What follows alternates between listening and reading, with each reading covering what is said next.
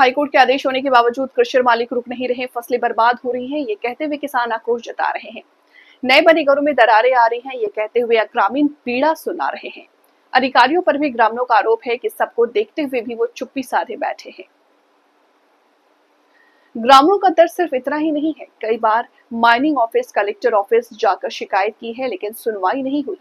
High court के आदेश होने के बावजूद अधिकारी कोई ध्यान नहीं दे रहे। ये कहते हुए ग्रामीण भड़क उठे हैं।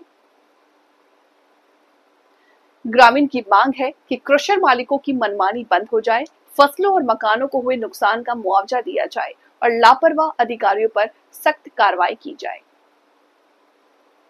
क्या ग्रामीणों की पुकार पर अधिकारी ध्यान देंगे या फिर हाईकोर्ट के आदेश ऐसे ही कागजों तक सीमित रह जाएंगे, ये देखना होगा।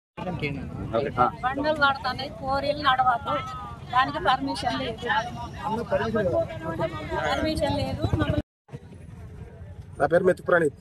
179 సర్వే నెంబర్లో అక్రమంగా కోరి నడుపుతారు. అసలు దానికి ఎలాంటి పర్మిషన్ లేదు. లీజ్ క్యాన్సిల్ అయింది, హైకోర్టు నుంచి స్టే తెచ్చినాం, అన్నీ ఉన్నాయి. మమ్మల్ని దొంగతనంగా బెదిరిస్తారు. మా పొలాలలో బండలు పడుతున్నాయి, ఆపమంటే ఆపుతారు.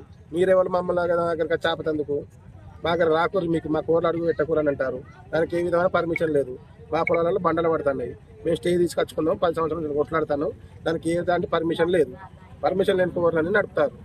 అవి బంద్ కావాలి మాకు. ప్రజెంట్ మీరు ఎంఆర్ఓ కానీ ఆడియో కానీ ఫిర్యాదు చేశారు? ఎంఆర్ఓ ఇచ్చినాము, మైనింగ్ ఆఫీస్ ఇచ్చినాము, కలెక్టర్ ఆఫీస్ ఇచ్చినాము, పోలీస్ స్టేషన్ అందరికి కంప్లైంట్ ఇచ్చినాం.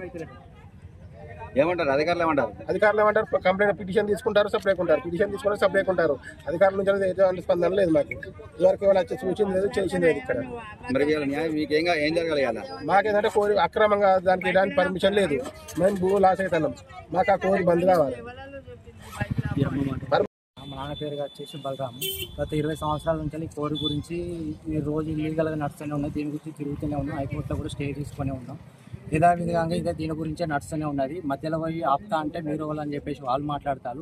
మీ ఇక్కడ ధర్నా చేస్తే వాళ్ళు ఇక్కడికి రావడానికి అవకాశం ఉన్నది. వాళ్ళు పర్మిషన్ ఉన్నది అంటారు. పర్మిషన్ ఉన్నదంటే 24 గంటలు నడిపించుకోవచ్చు కదా.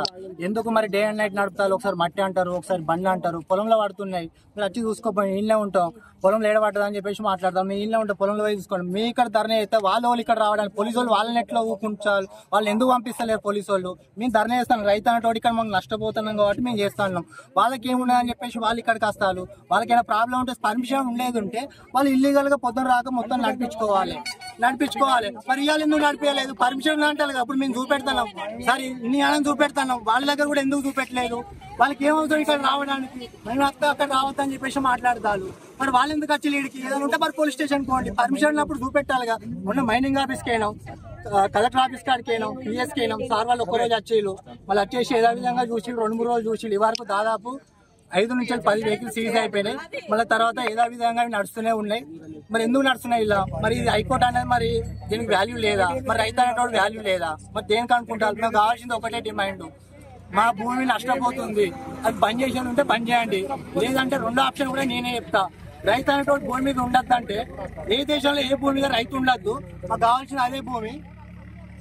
కనగర్తి నుంచి వెళ్ళిపో పెద్దపల్లికి దారిలో మా భూమి ఎంత ఉన్నా భూమి కొని ఉన్న దాదాపు 100-150 ఎకరాల భూమి నష్టపోతుంది. రాను కాలంలో ఈ ఊరు అనేది ఉండే బ్లాస్టింగ్ తోని మొత్తం రేకులు అదిలైపోతాయి. ఏడికెళ్ళన్నా ఇది రోజు చెప్పే విషయమా? ఆ బంకాడు కూడా వచ్చిన రోజులు కూడా ఉన్నాయి. తెలియదు అందరికీ కాకపోతే ముందు నాడు ఇల్లే చెక్కలు వస్తాయి. కట్టి 2-3 సంవత్సరాలు అవుతాయి. ఇల్లు చెక్కలు దేనికి వస్తాయన్న? దాని ప్రాబ్లమా లేదా దాని ప్రాబ్లమా? 30 సంవత్సరాలు మా నాన్న సింగిల్ కోల్ లీటర్ చేసిండు. ఆయన తెలియదు బ్లాస్టింగ్ గురించి? అలా తెలియదు అన్న. ఇళ్ళ కొత్త చెప్పండి మాకు. మీకు గింత ఎత్తాను నష్టపడండి. 2 పాలు దేనికి ఇస్తారన్న? మరి రైతులు ముంచి మరి అది కావన్న మరి